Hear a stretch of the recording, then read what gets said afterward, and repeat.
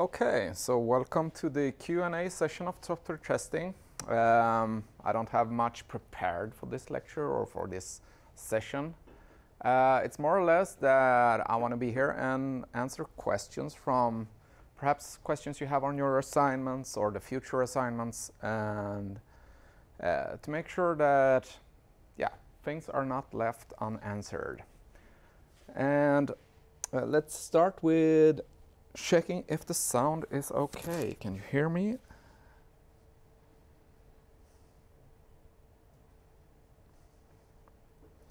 Great. Okay. Great. So, first question. On Monday, could you give an example on how to fulfill the requirements derived from the scenario? And the scenario says something like easy integration and adaptation of the software. Okay, can we test this? How to test if something is easily adaptable and possible to work on, to continue the work on. So the way that I interpret this is that there are developers of SDC, and I mean, this is just one interpretation. In this assignment, it's pretty free, and it's also open for debate. So there is only one correct answer to this assignment. So I would say that if I would want to continue to develop a software, I probably have things that I like about code and things that I don't like about code. So the thing we need to ask ourselves, can we check this? Can we set up some kind of evidence for having this or not having this? So I would like requirements, just me now, right? Requirements. Pretty good to know what is implemented or not, and what was the intent of the software that I'm going to work with. I would like to have some kind of, this is a testing course, right? Some kind of automated unit test suite with high coverage. That would probably be awesome if I'm going to continue to work on someone else's work. Then I can run this test suite to make sure that if I refactor something, if I change something, then the test suite is going to tell me if I broke something or not, right? If this test suite also works as executable specification-wise, then that would be even better. So if the naming of the test show me stuff about the software so that I can use that in order to develop this software further, then that would be awesome. I would say that I would put a limit on the coverage of this test, and I would say that if less than this limit, then this fails, and if it's higher than that limit, then it succeeds. And you need to put yourself in SDC's shoes and come up with a couple of criteria for this. And I mean, so use your mental muscles and think of this. This was my criteria.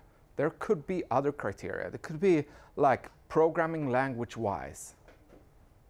So if they are working with Java, perhaps they don't want a too low Java version. Could be stuff like that.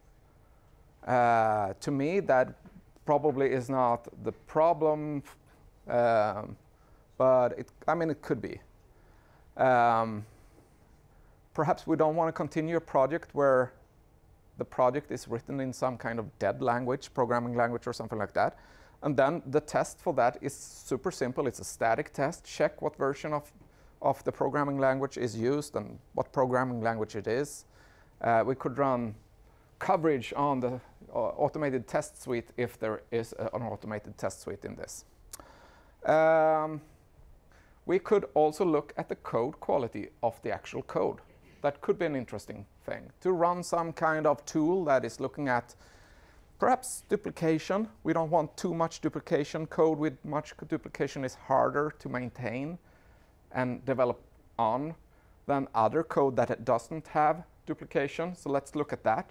Let's look at, and please note now that I'm just giving suggestion from my experience, and it's not that you need to put all these things on your to-do list. You have a limited amount of hours to work on assignment 2, and you need to put up some kind of strategy to break this down into something that is reasonable for you to do, so you don't test yourself to death, right? So perhaps the things that I talk about here is not reasonable according to you. Perhaps you make a strategic decision in your strategy not to focus on such things, or you do. That is up to you and to how much time you have in your group.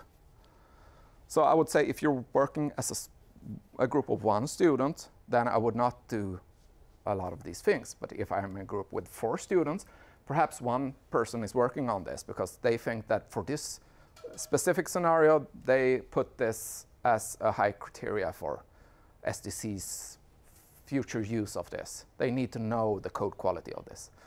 And I mean, code quality could be to measure the amount of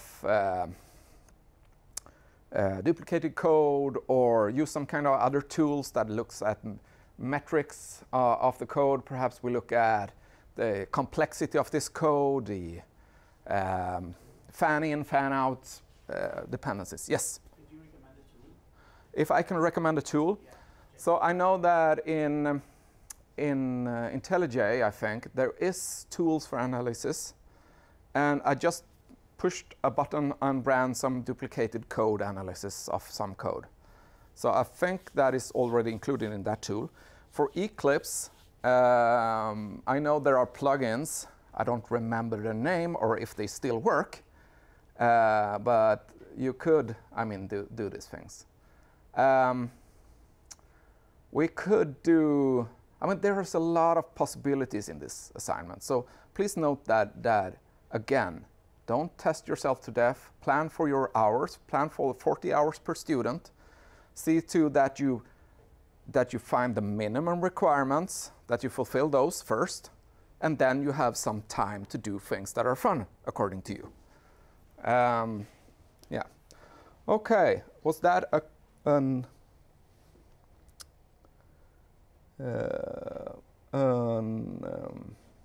answer to that question? You think enough?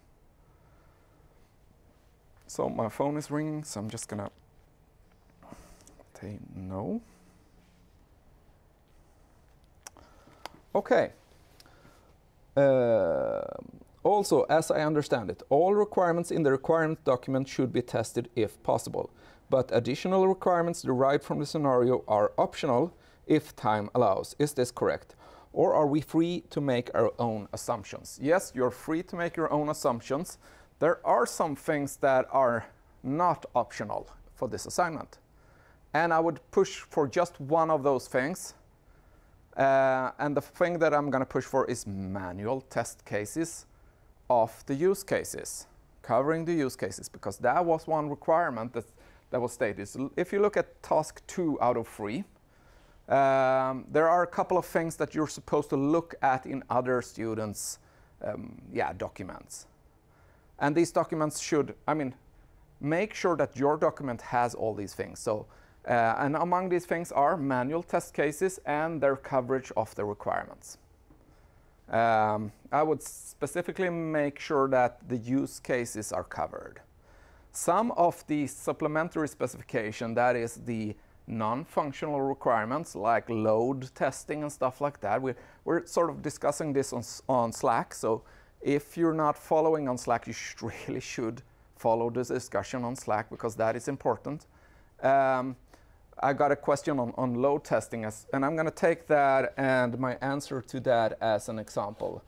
So some student asked about the first requirement is something like the web server should be responsive under load or under high load or something like that. So first, let's take a look at just that requirement and how to test that. In order to test that, we must put the web server under high load. And the question was, what is high load? What is normal load? What is high load? What is low load? And you need to come up with some answer to this. So let's say if we take a look at the scenario for, let's look at the scenario. So that the SDC wants to use this web server for some kind of IoT device. So Internet of Things devices are like intelligent light bulbs,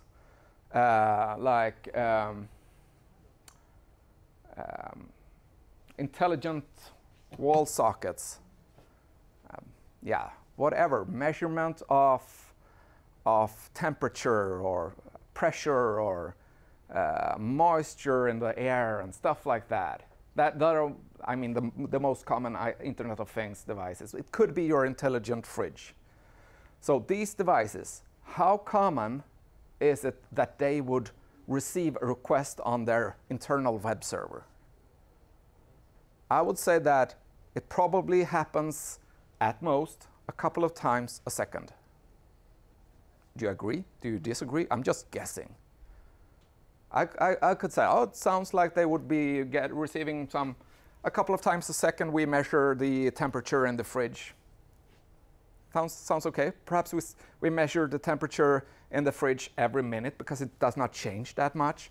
So I would say that load testing from the SDC or Internet of Things point of view, according to me now, is not super high important.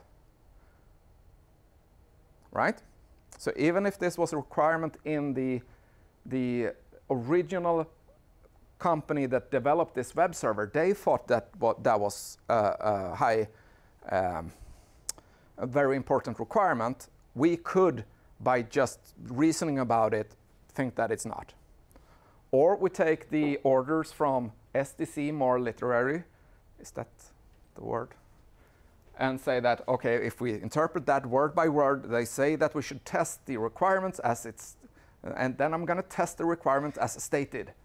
And then we do load testing, and then we compare this web server with some kind of other web server and see if we put 1,000 requests per second, does our web server hold up? Does it respond? How many of these does it respond? And then we do the same thing with Apache or some standard web server and see if that is much faster, which it's probably, because I've written the first one.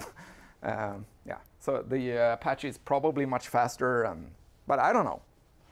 So you could make arguments for both angles here. And as I've said before, you fill in the gaps, you decide which one is correct here. And then when you read some other students' artifacts, you read their strategy, you read their plan, and look at, okay, they prioritize that down. Okay, I'm not gonna, it's not that super important for them. Or according to their reasoning, that is not so important. Okay, so for the third time, someone is calling me. So I'm going to put a 5-minute break and check who's calling me and see if it's important. See you in 5 minutes.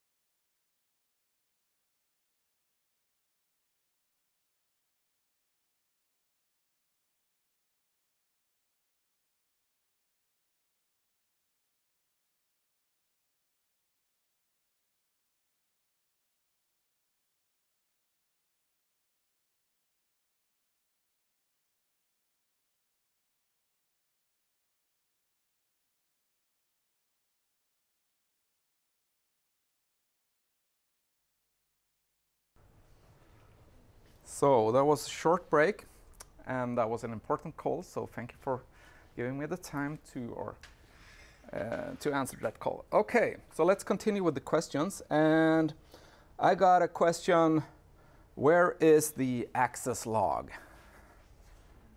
And the answer to that question, some people are like shaking their heads in here, and you probably should shake your head yourself. But I mean, remember there is a gap between the implementation and the specification of that, or the requirements. And your job as a tester is to find this gap. And we could have different strategies for these. I would assume that a software log shows up in either the same location as the program is run in, or a location where you have some kind of settings file and you specify that the log should show up in some kind of those folders, or that it shows up in a folder where the operating system stores log files. Those places are usually very much locked down, and not everyone could write to those locations, just to make sure that these logs are does not disappear. And normally, if you run the web server as your normal user, you don't have write permission to those places. Depends on your operating system. So I would look in those 3 locations, and then you can come up with a conclusion that it's either somewhere else or does not exist. Oh, sorry. That's sort of. Is it enough just looking for it, or should you also check in the code if it's generated or A different strategy. So I get a question if you should look at the code and see if it's even generated. So I mean, that is a different strategy, that you look at the code and see if it's generated, if there is some path to it somewhere. And I mean, that is a valid strategy also. And then you can come up with the conclusion, perhaps, that it's a gap. Okay. And I mean, yes. I wanted just to ask about something that you wrote on Slack. It's like you said that show that you can find code not covered by any test by code coverage. Sorry, I didn't understand it. Sorry. It says here like show that you can find code not covered by any test by code coverage. So we're gonna talk about it or address this on Monday. So have I written an answer on? No, the answer is that you said that I'm going to address this on Monday. Okay, so I probably forgot about it. So I get a question that I've written something on Slack, and the question was something with coverage and. Yeah, show that you can find code not covered by any test. Okay, show that you cannot find code covered by any test. So, okay. So let's talk about the test suite in this application and how to assess that test suite. So for the reason that we talked about before, because someone is going to continue the development of this product, that could be one reason to look at the test suite. The other reason could be that if the test suite says, the existing JUnit test suite says that something is broken, then we know that it's probably broken. Right? So if that is the case, and if like 50% of these tests are broken, then we probably should stop testing it now, because it's probably a broken product, or the test suite has been like abandoned way before the actual web server code was abandoned, right? I mean, that is quite common, and that people don't continue using their test suites. So I mean, it's interesting to look at the test suite and its coverage, and look at its ability to find problems. Okay, so what if your group decides that we're going to look at this test suite and we're going to assess this test suite's quality? Then look at the lecture on assessing test suite quality. And just to remind you about a couple of things, coverage was one measurement of assessing the quality of a test suite. And coverage did not give the entire picture. It said that at least some lines are covered or not. And then you could use other strategies like mutation score, or you could even do checked coverage Mutation score would be awesome if someone tried to do that. I mean, Java Launch is an existing tool for Java where you can run this. I just looked at the Java Launch GitHub page and I decided not to prepare that for that lecture because I felt that it probably would take too much time. But I mean, look into that if you want to assess this test suite and if you motivate that this is good or not. So I got a number of questions on different things about the strategy and the plan and how much is enough here. How large should the strategy be? And again, I want to point to the different statements or the different questions that you are going to look for in other students' strategies. And it states something like, the strategy should contain a list of resources. The strategy should contain a list of test goals and also how to reach those test goals with the resources available. So the strategy thing should guide your work. So perhaps we say that we focus in our group on, besides the manual test cases, the automated testing suite and investigating that in depth. Because it's important for the SDC developers. So you give some kind of reasoning around this. You also like, okay, if there are too many things to test, we need to find out which things should be tested, right? So in the strategy, you could like say, we're not going to test this, but we're going to test this other thing, right? We focus our work by the strategy, right? Sounds more clear? This seems to be a bump in the road in this assignment to understand the strategy. And it really is more simple than most students put it, I would say. You should argue why you want to focus your work in an angle and not doing everything, because you could do too much in this assignment. So you focus your work, and then when you focus your work, then you do a plan for it. And a plan is who does what when.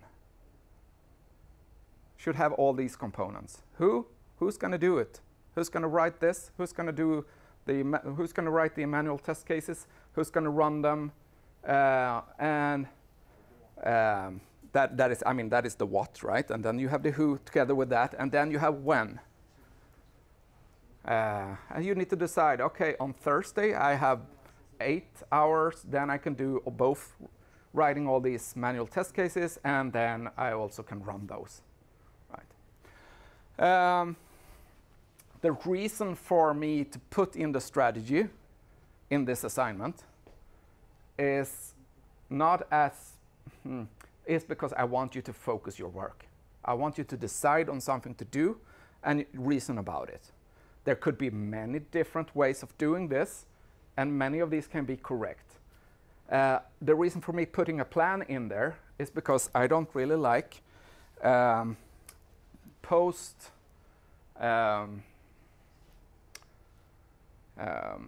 I don't like time reports that are generated in the end of the project that are just lies.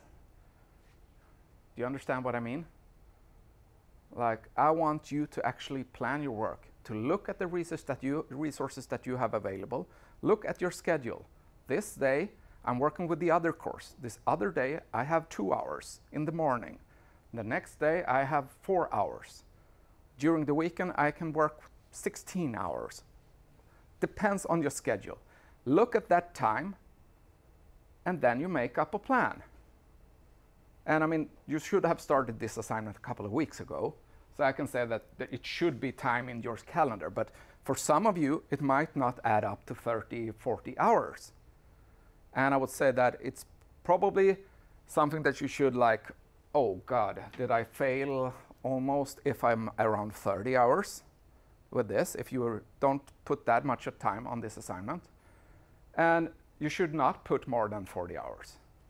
I mean, you don't get paid for it. Or perhaps, I mean, if you really put your effort in it, you can, like, with some luck, up your grade by putting more hours. But it's not what I require of you. I require 40 hours And this was stated long ago, so it should not be a surprise to anyone. Okay, so the plan is just a plan of doing everything. And then I get some questions on how detailed should this plan be. And I think that you could do a very detailed plan for yourself and then include that in the report, or you make a more readable plan that makes sense. So you like compress stuff into larger blocks just to not bore the ones who's going to read this document, because these are going to be long documents. And I can work with pretty unclear plans, because I'm a thinking human being that don't need supervision to do stuff. So I can put like, okay, I'm going to write all the manual test cases on Tuesday. I'm going to have them run and documented the result of those in the end of the day at 5 p.m. I can like take such an assignment and then I do it. It's fine by me. Other people needs to do, okay, you're going to check out scenario 1.1.a, and then you need to like put 5 minutes for this, and other people needs other kinds of plans. And I mean, if the plan is super detailed, it's also going to be a lot of pages, and I don't want you to spend your time planning the work that you're supposed to do. So if you have not started testing yet, then you really should start testing. Okay.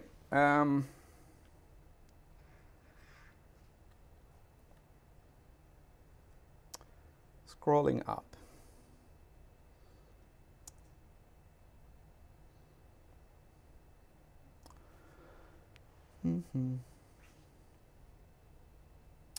So then a question on the minimum requirements on HTTP 1.1. This was, again, one of the requirements written by the original developers, right? So again, we could put this through the lens of the strategy, no, the scenario, and think, okay, what are the most important HTTP return codes for these SDC developers and these Internet of Things? And I mean, Internet of Things probably want to interact with the intelligent light bulbs in different ways. So like get and put and things like that is probably going to be a good thing to have in there. So let's put a little effort at least on the most common HTTP messages. That, again, my reasoning. This could be, if we're like to the letter testing, in a group of 4 people again, we could devote like, okay, let's put 40 hours on this. And then let's read through the HTTP 1.1 specification and let's check if everything that must be in a web server is there or not. I personally would not do that because I think that would be boring. So I would probably settle to check if each and like commands that you send through HTTP, like a get command or a post command or something like that, head, is in there. And if it responds, and then I would put like 2 hours on this. Sounds reasonable or not? I mean, you can decide on both. Both could be correct, depending on the strategy and the amount of hours you have, right? So, okay, then we have the web server could not be started due to a socket was taken. Is the socket the same as a port? So sockets are the operating system resources for a port. A socket is something that the Java code asks for from the operating system, gets a socket back, and the operating system, if the port is taken already, it says that you cannot get a socket. So there's a mix-up in languages here. You can, just to interpret the, I guess, an exception here, I sort of think of these as the same things. Actually, there is a bit of difference between these things, but I mean, who cares? So I would consider, for this case, I would consider port a socket and a socket a port. I mean, it's the same thing. You cannot have a socket on port 80 that is not taken if the port 80 is not taken. Double not. Okay. Is it required to have images in the test report, or is it enough to just explain the actual result with text? Okay, so the images, as with titles, as with different levels of text, and arranging the text so that it could be understood and easily taken in is important. We don't want the students who are going to read my report to be bored to death. We want them to easily accept the content and find the things that they look for. So one way of showing things is images. It's not that we always need images. I think the question on clarity, something says something about tables and different headers on different levels and stuff like that. I don't remember if it mentions images specifically, but you can read up on that on task 2 out of 3 for this assignment. So if you find something that you can represent well by an image, then use images. I mean, you're going to submit PDF files. PDF supports images, so why not using them? But if it's not if you don't have a case for it, then don't use images. Okay.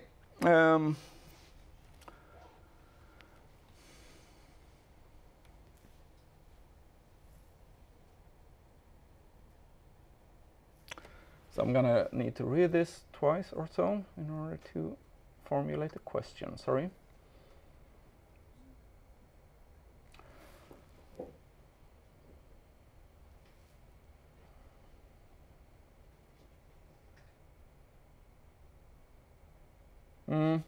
Okay, are the described scenarios really important, or should I focus on the main purpose of the different use cases? I mean, if you can start the server, the system is working, even though it's not exactly as described in the scenarios, and that might be okay for SDC. Yes. Please remember that requirements are not are to be interpreted by developers in order to create a system, right? And in this case, there are things like the systems ask for a port, while actually you start the system by writing the port after the on the command line, right? But writing things on the command line could be seen as the system asking for a port, right? Or not. So I mean, we could. This is a case where we have some kind of actual output, and then we have some other expected output, and we, or you actually, as oracles, decide what is correct. That is the reason for having oracles. So you decide if this is the expected, if this is the same, right? Or not. And this is quite common. We look at the requirements, we look at the implementation, and we need to make a judgment. That is part of the testers. It's not always, you know, we expect a free, we see free, okay. We expect free, we see 4, not okay. Such simple cases are often existed, but those things we often test really easily with automated unit tests or things like that. These are the things, I mean, these decisions that are a bit harder, these are the things that we need creative people for. Okay, perhaps it's better, it's working this way, but perhaps it would be better if the web server started and asked me to give me a port. And if I take a look at this requirement from the SDC's point of view, I think not. Then I think that the system is sort of better the way that it's implemented. But I mean, you could have another interpretation. I could argue on things, but I'm just one viewpoint. You could have other valid viewpoints, and from your perspective, you can be correct. Okay. I know students hate when it depends answers, right? But I mean, a lot of time being an oracle is just this. Okay. And this is something that is pretty interesting. If you read the requirements and you make up test cases from the requirements, those test cases are likely to fail because you don't really understand how the system works yet or the implementation works yet. And I mean, that is fine too. You could write it in that order and then see that these fail, and then you write the reason for this failure is because we didn't understand how the system was supposed to work. We can get it to work this way.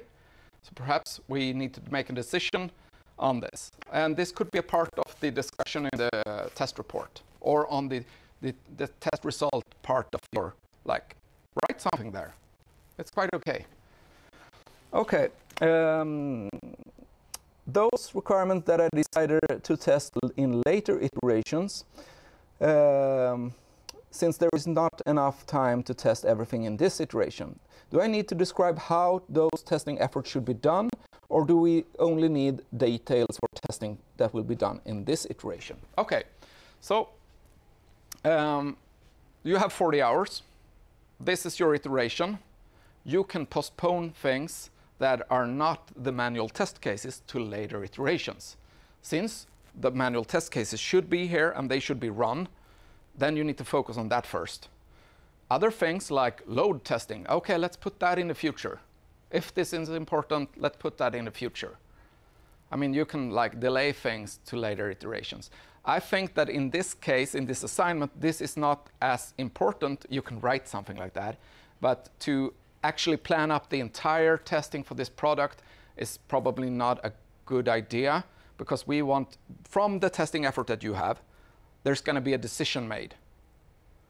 You have 40 hours to do this, and then we're going to put a decision if we're going to use this product or not. If we're not going to use this product and you have planned for much more work, then that's not a good thing, right? So, I mean, still put something in there like, okay, we can test automated unit test later. We didn't get it to work after 2 hours of trying, so we decided to put it later, right? So you can postpone things, right?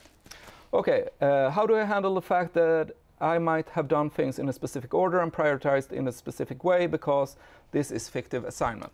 For example, I actually started with setting up the environment, getting the system up and running the automated test with coverage just to try it before I started the strategy. I think, I mean, in the beginning, I probably should read on so I get to the question. Before I started on a strategy and test plan, since I knew we needed to do manual testing for passing grade. In the real world, I probably would have done things in a different order, which might have led me to establishing that my web server isn't a suitable candidate before taking those steps. My problem is, I did things in an order that doesn't match the order I later decided on in my strategy and plan. So I'm not sure which to present in the report. Okay, so I think it's fine to divide your work into mini iterations. And it's probably a good idea to do some kind of exploratory testing, as in this case. Okay, let's just start the program and see if we can get it to work. Let's run the test suite in it. If it's complete fails that test suite, if 50% or something of those tests, probably we should not even continue with the other things. So, I mean, getting to know the software a bit before writing a test plan for it is a good idea.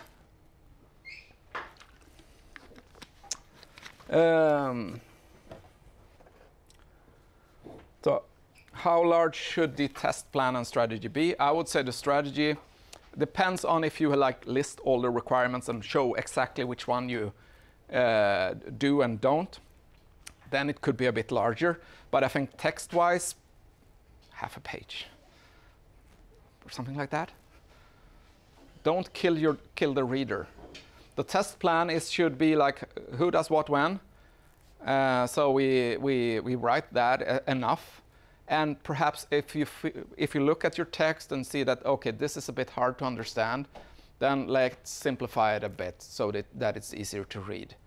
I mean, reading these is going to be painful for a lot of us, right? So make it simple for the people who are reading this. Make sure that everything that is specified in the later part of this is very easy to find. Then we will all be happy. And actually, that is the case for most things you write. Think of the reader and make sure that the reader is easily finding things that they expect. Okay. Thanks for all the questions, by the way. I think that we're going to take a 10-minute breather, and then we continue with the rest of the questions, because I need to read those. Thank you.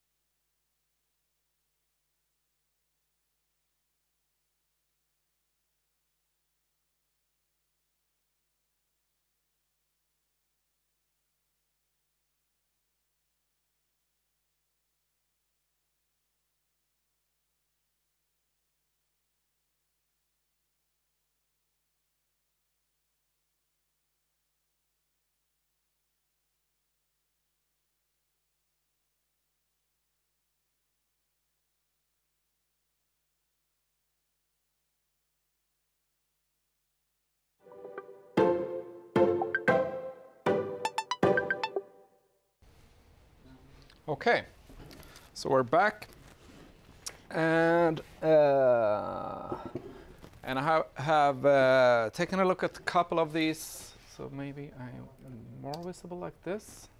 Not sure. Here, and the question is. Are we supposed to derive the test cases strictly from the use cases with the exact wording, like socket XX was taken while the message is port is taken? So no, you're supposed to be intelligent like human beings and supposed to like translate things. Yes, so sometimes it's very good to be taking everything word by word. And sometimes it's not. And I mean, it's your judgment to make the correct judgment here. So like this, if you're uncertain if you should do this or should do that, then write down your motivation for each of these and go by one of those. Go by the thing that you think is the most motivated and make sure that your plan or whatever holds that motivation, perhaps in the strategy if it's part of that. That way you show why you did something. Okay. Okay, in several scenarios it says that the access log should be written to. Does this mean that the test cases derived from the use cases should fail since there is no access log? So, I mean, by now it's quite clear there is no access log, right? And I mean, if every test failed due to the dependency of the access log system not being implemented yet, then we get every test failed, and then you cannot really pinpoint to the problematic thing.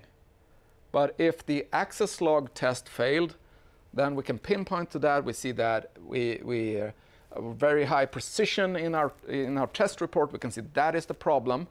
We could perhaps note this in the other test cases, say that this worked, but the access log was not written to, or you just say the access log was not written to, and perhaps you don't actually test that in the other test cases after finding out. I think that it's a bit border case, because in the future, if we say that SDC develops this further and quickly decides to implement the access log, then they would like to reuse your test cases and see that because different things are going to be in the access log for different test cases. So perhaps you still need to fail a couple of these, or make a note at least. The access log failed, but everything else worked. Okay, something like that. So you could still keep that as part of the expected output from a test case.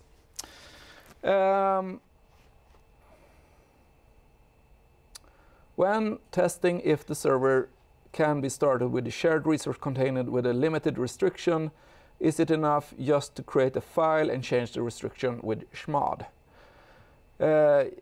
Yes. I mean, if you don't give read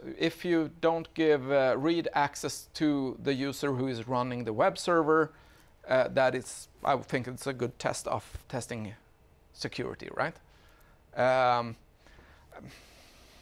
In a way, this is how operating system works. So the operating system should like do this, but so your test is not to test the operating system, right? Because you're testing the web server.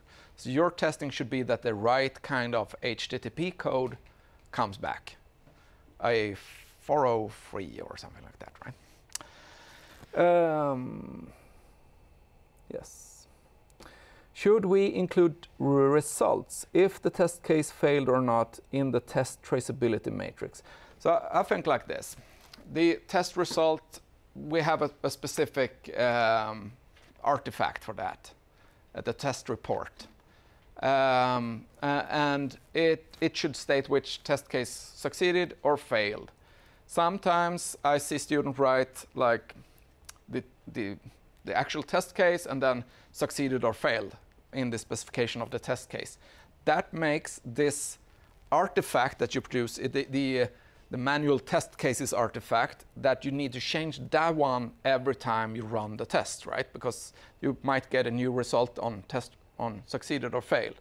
That is why I asked for a separate artifact for just the results. So put all the results. It could be a table with just the test case name and succeeded or failed and some comment, something like that.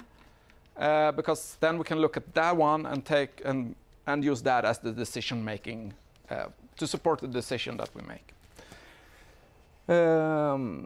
Static testing, should that be included in manual test cases or be a separate part?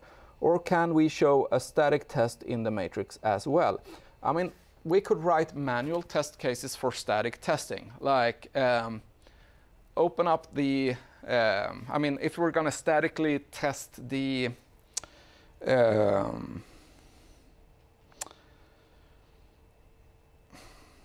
yeah, the,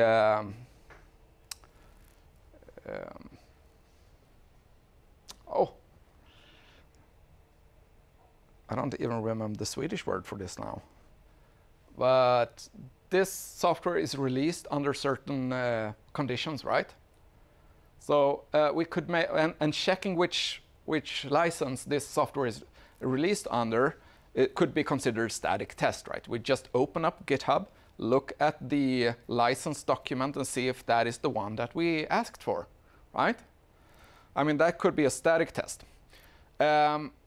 And we could write manually, like, okay, open up the GitHub repository, look at that file, make sure that it is this and that. But the reuse, I mean, the reason for writing manual test cases with like input and output is not as clear cut for that test. This test is better for like exploratory testing, I would say. And so, but if we like see that, oh, we're going to reuse this test for a later stage, then write a manual test case for this. Write down the procedure, write down the expected result and everything.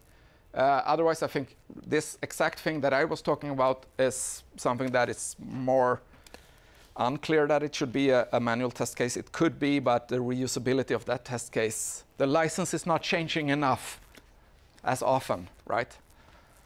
So I would just include that in exploratory testing and say that, okay, for our exploratory testing phase, we would doing requirement 7 or something like that.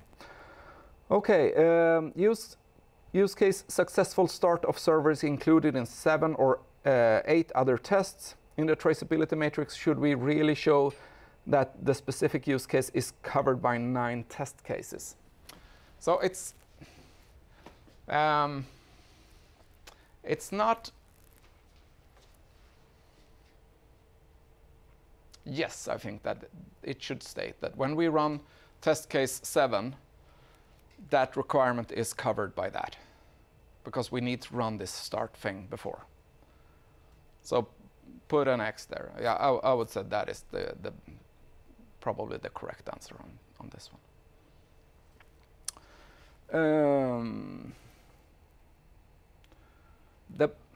The reason that I'm hesitating a bit is because we don't test in 7 or 8 different ways that requirement.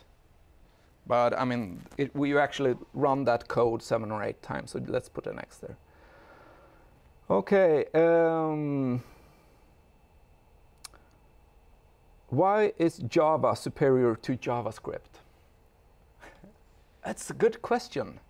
Let's fight over this, like tonight in the Fight Club, local Fight Club here in Växjö. Yeah, okay, see you there. Regarding stakeholders and their testing goals, do we have to care about all the stakeholders for the current iteration? No, you decide on some testing goals that you decide to work on for this iteration, and you sort of motivate that in your strategy, right? You state the stakeholders and their goals, and then you like, okay, we focus on this one. Regarding automated tests, how are we supposed to submit them? And are other students supposed to review them if doing automated tests? How would they affect our grade? Okay, so I would say that for this assignment, it's not feasible to write, like add very many automated unit tests for this code because there is already a test suite for this one. You could like write some scripts for scripting, like startup and shut down the server and stuff like that, or automate those. I mean, include those pieces of code in the document together with the manual tests. I guess that is fine. Then you can like show that code so it does not disappear. And the result of running that code, I mean, that would show that you've actually automated this, right? If this turns out to be 1,000 lines of code, then perhaps you decide to show the best tests. And then you just say that I have this test suite, this is the test result. Then I would include like a screenshot of the test results in when you run these tests, the test output of that, just to show that you actually did it. I mean, people don't believe you. And I think that since this is an assignment, you need to show that you've actually done work. And if you have done such a vast amount of work, then, I mean, let's make sure that it shows.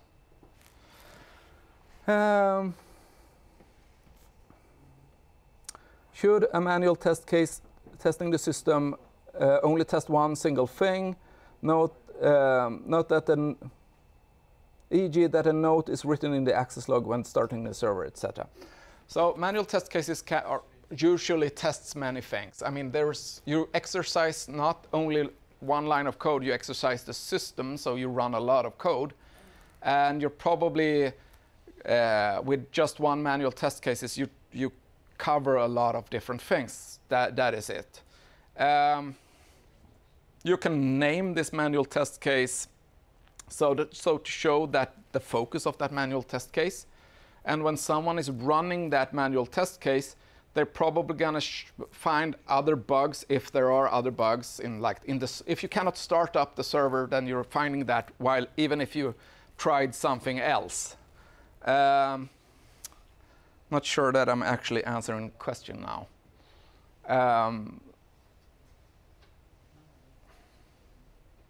So I would say that each manual test case should have a name and a description that tells what to test in this test.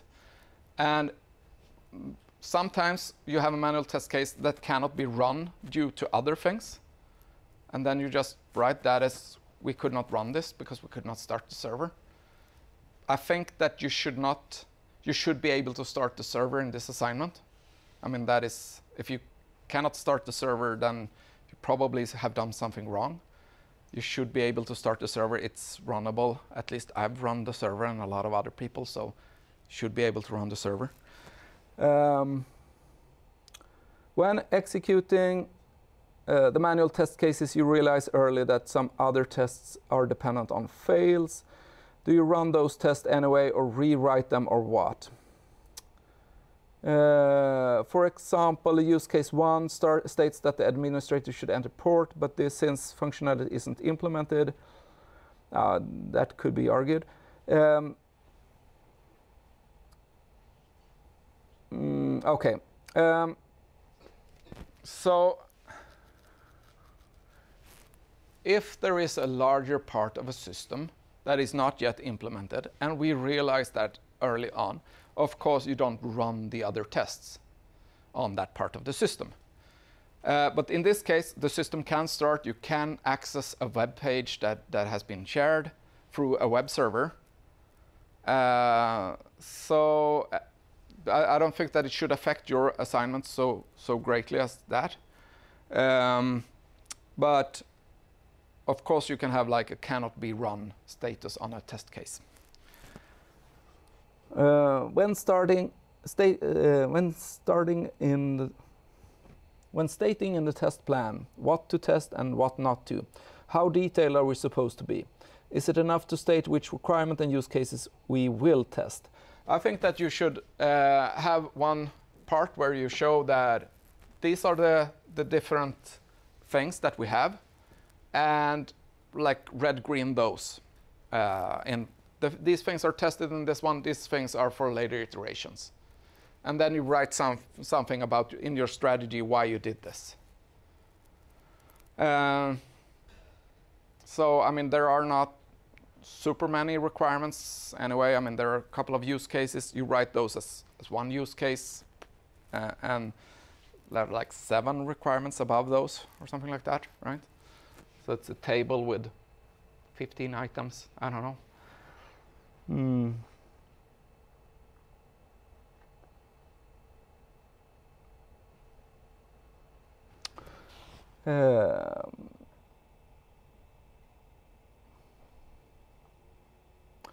Okay, for which part should we pay most effort? My group is still struggling with writing the strategy and plan.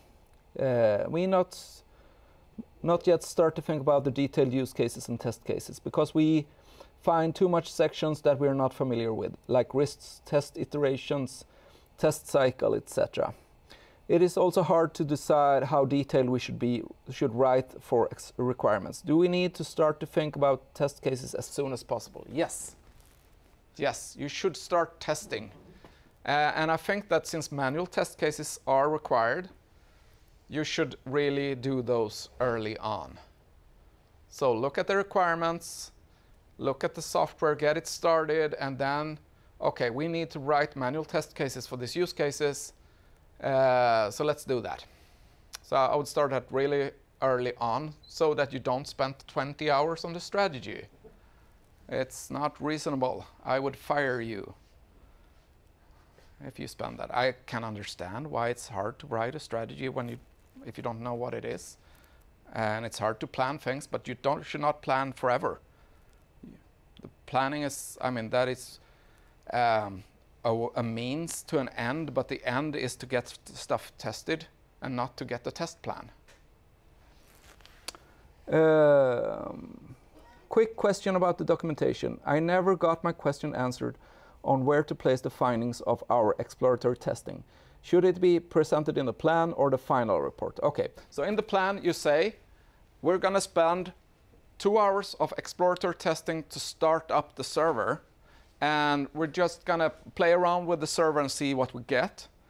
And then you need to report this in some way. So you write a test log from the exploratory testing. You can read up on James Bach, what he says, but I mean, at least state the requirement that you're trying to test.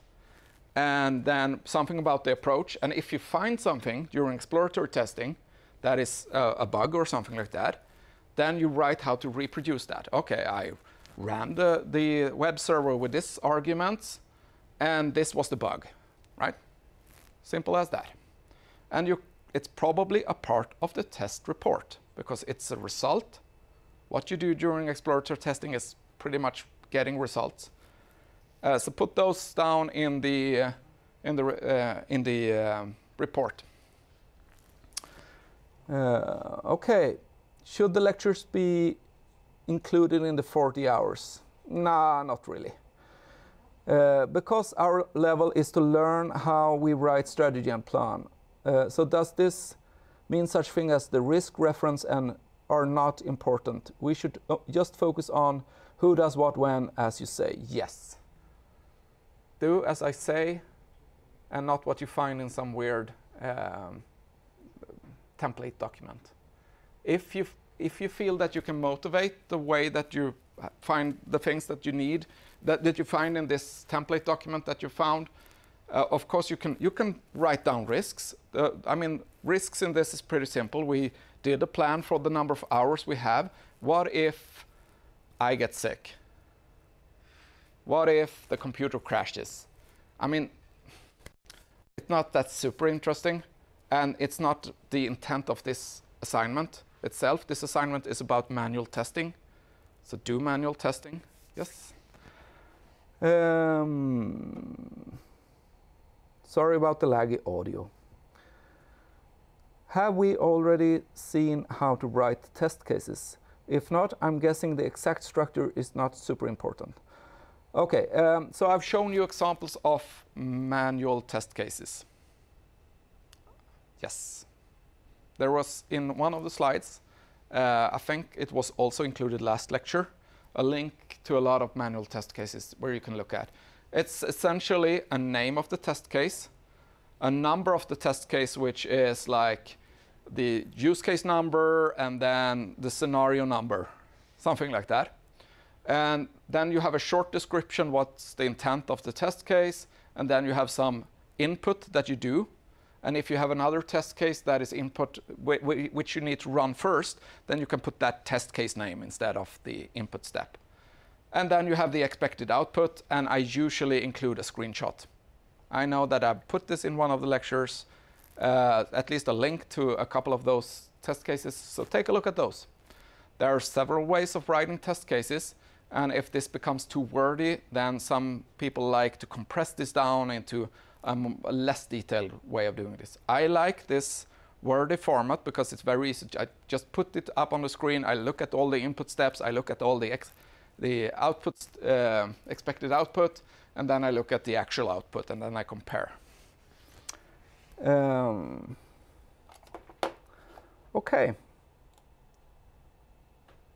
But there is a link in one of the lectures. I think this is more or less it. So now we're not going to have any more lectures. So next week there is no lecture, but you're supposed to work on these assignments. When you're completed assignment 2, you need to check the study guide for the deadlines. But there is the assignment 2 part 2 and 3, and there is also assignment 3, and there's also the exam in January. And see you on Slack, because that is our means of communication. So write your questions in Slack, or your further questions in Slack. So thank you very much for letting me give you these lectures in their chaotic format, but it's been very nice to see all of you. Thank you very much.